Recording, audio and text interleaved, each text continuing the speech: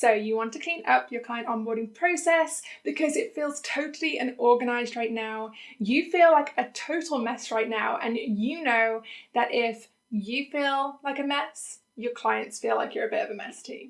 Well, you're in luck because by the end of this video, you will know my ultimate 5-step client onboarding process, and you'll be able to implement it in your own design business so that you stop stressing out so much and you start wowing your clients.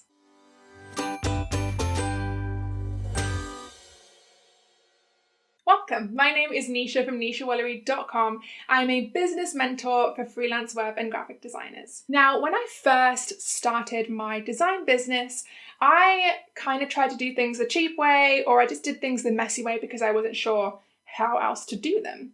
So for instance, when I was sending invoices, I would either send an invoice through PayPal or I would design the invoice myself in InDesign because I wanted to make it look pretty. The problem is that the first option there is a bit unprofessional, and the second option just takes way too much time. When I was sending my contract to my clients, what I did to create that contract is just piece together bits and pieces of other contracts that I found online. And then I would make my client jump through hoops by printing the contract, signing it, scanning it, and sending it back to me. Now, let's face it, there is no point in causing your clients to do that many things. It's just a hassle for them. Another thing I would do, or should I say didn't do, was client consultations, because I was an introvert and I wasn't quite sure how I should do them, what tools I should use to do them, and how it would work. It sounds messy, right? That's because it was. It was such an unprofessional process to take my clients through, and I don't want you to make the same mistakes that I made when I first started my design business. Now, if you heard all that and you thought, well, I don't think that's too bad, what's wrong with that? Then I need to pause for a moment before I jump into my 5-step onboarding process to explain to you why it is bad.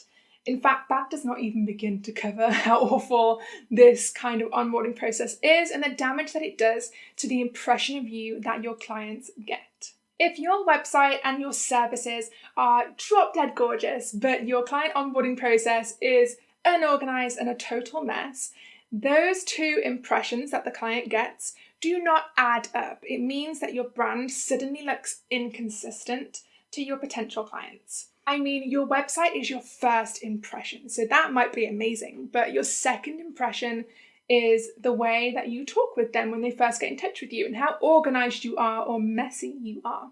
If your site is great and your onboarding process is messy, your clients will not want to hire you because nobody wants to work with somebody who's unorganized. They would rather go to a different designer who has got their act together. Now, a messy onboarding process is a problem for anybody, but it's particularly a problem for people who charge premium prices. If you are charging premium prices, your clients don't just expect an amazing design, they expect an amazing experience. So let's take an example. Let's say that you are a bride and you're shopping for a wedding dress. So you decide to go to the most high-end, beautiful designer wedding gown shop. And do you go there and expect to just see gorgeous dresses in a bit of a trashy shop? No, you go there expecting the shop itself to be beautiful. You expect the staff to be attentive. You expect the staff to know their stuff. You expect glasses of champagne. You expect the works.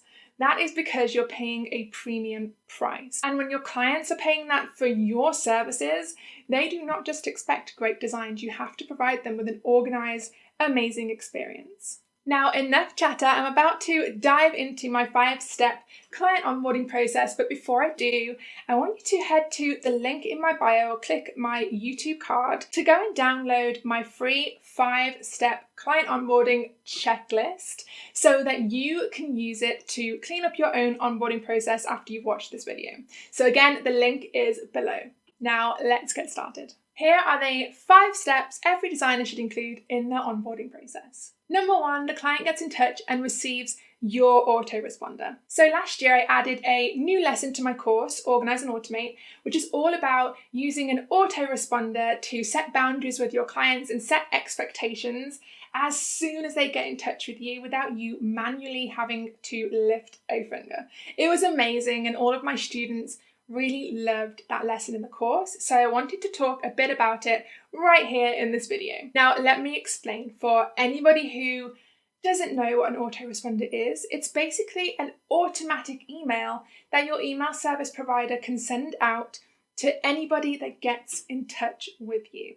And all email service providers have this feature. It's a standard feature. So if you're using anything like Gmail, you can absolutely put this to work in your business literally today. I want you to use your autoresponder to tell your potential clients when they can expect to hear back from you, when they won't hear back from you, so evenings and weekends.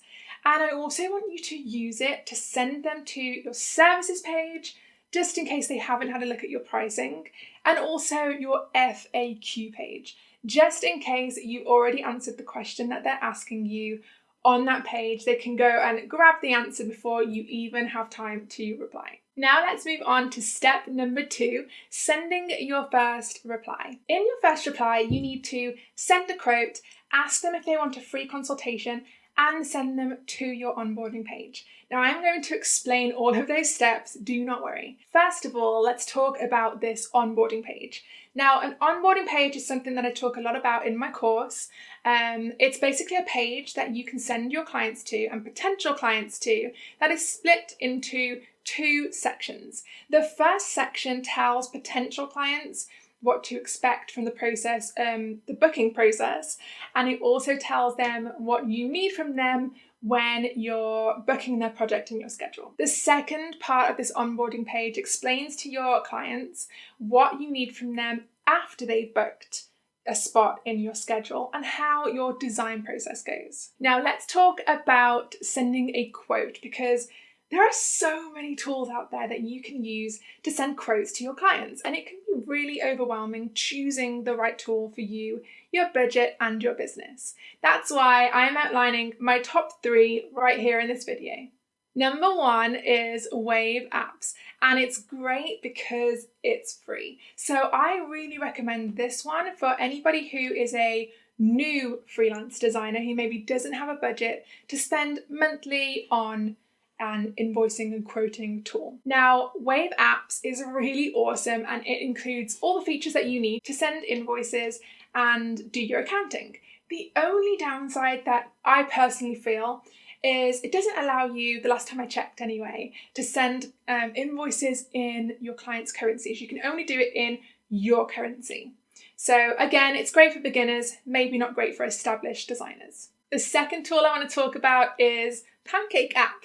Now, Pancake is a one-time only fee, so you pay once, you never have to pay again, and you install it on your own server. Now, last time I checked, you can also ask the team, the Pancake team, to do this part for you if you're not confident in doing that yourself. The reason I love Pancake so much is because it comes with all of the features that you could possibly need, such as quoting, sending estimates, proposals, sending invoices, time tracking, and branding your invoices. Now let's move on to number 3, which is FreshBooks. Now, FreshBooks has all the features that Pancake has, but it is a pay monthly tool. So remember, Wave is free, Pancake is a one-time fee, and FreshBooks is pay monthly. So choose your tool depending on where you're at in your business and what kind of budget you have. Now, I just briefly touched on offering a free consultation to your potential clients, and I want to go more in depth into that in step number 3. When I started doing client consultations, my conversion rate shot through the roof, because that's how important this is to your process. At the end of the day, your potential clients want to know, like, and trust you before they hire you. And who can blame them? Would you ever hire a builder, for instance, and spend thousands of dollars on them if you had never met them or seen their face? You definitely wouldn't, would you? The same principle applies in our situation with our clients. Now, step number 4 is to send a contract. After a consultation, you need to get your client booked into your schedule. So I recommend sending your potential clients a contract and an invoice within 24 hours after the free consultation. You shouldn't start any work without a contract in place. A contract protects you from things like late payments, scope creep, all kinds of client nightmares. When I first started out, I had a client that owed me $800 for her web design, and she basically didn't want to pay it because she'd now gone and got herself a corporate job, and she didn't feel like she needed this website for the business that she was going to start. But that still meant that she owed me the money for completing the website. So guess what I did? Because I had a contract in place with her, I had a leg to stand on. I could confidently keep contacting her, requesting the money that she owed because she'd signed a contract with me. And in the end, I threatened legal action and she paid up. So that just shows how important having a contract is in your business. Now, moving on to our final step, step number 5, which is send your client again to your client onboarding page. Now, notice that nowhere in this process have I mentioned anything to do with the welcome packet, which I know is something that a lot of people, a lot of business experts in this space recommend you to do. The reason I don't recommend that is because I personally feel like it overwhelms clients when an onboarding page and a welcome packet pretty much have the same things on them. So that is why, like I mentioned before, I like you to split your onboarding page into 2 sections so that the client could pay attention to the first section before they book you and the second section after they book you. That second section is what they will pay attention to at this stage of the process because they've now signed your contract, they've paid their deposit, I'm hoping, and if you take deposits, and now they need to know what's going to happen from this point forwards and how the design process works. And this second section of your onboarding page will help them to understand that. Now, bonus 6th step, I want you, if you have a project management tool, to add your clients to your PM tool, which is what I'm going to refer to it as from now on. I want you to add them to your tool and train them how to use it because from this step forward, you're not going to email back and forth anymore. You're going to use your PM tool with your clients. If you don't already use a project management tool, let me quickly explain what it is. So a PM tool is a safe, secure space online where you and your clients can both collaborate on their project. So here you can share files, feedback, you can have conversations. There is no need for you to email back and forth with your clients, losing feedback, losing attachments, feeling like a mess, when there are tools out there like PM tools that will help you to stay organized. And my favorite is Asana because it's free and easy to use. I have got a free course that teaches designers how to use Asana with their clients, so I'll link to that below. And don't forget, I've also made a free checklist of these 5 onboarding steps, so the link to that is also below this video. Now, if you're watching this on YouTube and you liked this video, please don't forget to subscribe so that you don't miss any future videos, and also give me a thumbs up. Thank you for watching, and I will see you next week.